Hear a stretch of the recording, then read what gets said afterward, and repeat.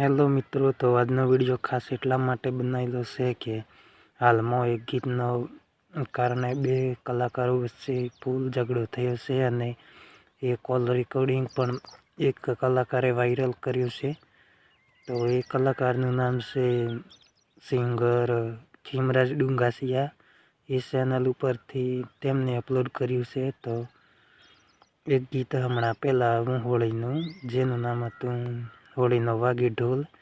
તો એ ગીતમાં ગરાસિયા ભાષામાં જે ગરાસિયાનું નામ લઈને જે ગીત ગાયેલું હતું લલિતભાઈ બુંબડિયાએ, તો તે કારણે બહુ જ ઝઘડા અને ફોનમાં ગાળો બોલીને એ રીતે વાતો થઈ રહી છે. તો મારે એટલું જ કહેવું છે કે લલિતભાઈએ પહેલાં એ કહેલું હતું કે એ ગીતને કાઢી મૂકવામાં આવશે, તો તે ગીત કાઢી મૂક્યું છે. અને તેમની ચેનલ ઉપર જઈને ગુજરાત ટીમલી ઓફ ગુજરાત આ ચેનલ ઉપર જઈને જોશો તો તમે તે ગીત જોવા મળે તો તમે એમના ઉપર વિરોધ કરી શકો છો. બાકી જો તમે ખાલી ખોટે ફોન કરીને ધમકી આપીને અને વિરોધમાં ઉતરશો તો એ સારું નહીં કહેવાય. અને બીજાની ચેનલ ઉપર તમને એ ગીત જોવા મળે તો પણ તમે ડાયરેક્ટ તેમની જોડે વાત કરો. લલિતભાઈને પરેશાન હવે ના કરવાનું. ને લલિતભાઈએ આખું ગીત તો ના ડિલીટ કરી શકે, પણ જે ક્લિપ હતી તે ડિલીટ કરી દીધી છે. અને હવે આખું ગીત તો તે બધા મિક્સિંગમાં હતા, એટલે જે ક્લિપ ગરાસિયાની હતી તે હટાવી દીધેલી છે. અને તમે પૂરું ગીત જઈને જોજો તો તમને ખબર પડશે. ને એ ગીત કાઢી મૂકવામાં આવેલું છે. તો તમે ખાલી ખોટું એવું ના કરો, અને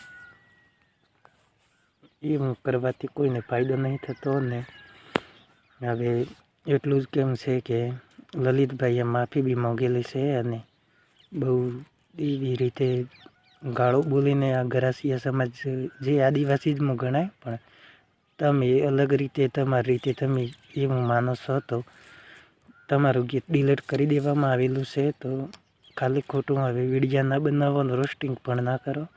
હવે મહેરબાની કરીને ગરાસિયા ભાઈઓને એટલું જ કહેવું છે કે હવે જે બીજાની ચેનલ ઉપર જોવા મળે તો એ લોકો સામે તમે તમારું ગમે તે રીતે તમે વાત કરી શકો છો, પણ લલિતભાઈ ઉપર કે બીજા જે વ્યક્તિ જે ગીતમાં ગીત ગાયેલું છે એમને તમે કંઈ ના કહી શકો, કેમ કે એમને કહી દીધેલું છે કે હવે ગીતા ચેનલમાંથી અમે કાઢી મૂકીએ તો હવે અમારી જવાબદારી ના રહે, એ રીતે વાત થયેલી છે. તો હવે મહેરબાની કરીને એમને કોઈ ફોન કરવાની કે કોઈ ધમકી આપવાની જરૂર નહીં.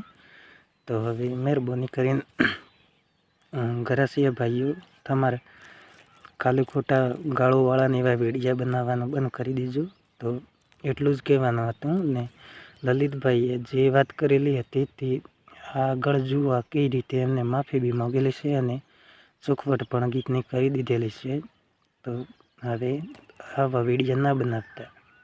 જય જોહાર, જય આદિવાસી દોસ્તો. હું લલિત મુંબડિયા, અને આપણું જે સોંગ હતું અંબાજીની ગરહારણને દોતાનો ભીલ છું તે ફાઇનલી બધા જ પ્લેટફોર્મ પરથી ડિલીટ કરી દેવામાં આવ્યું છે.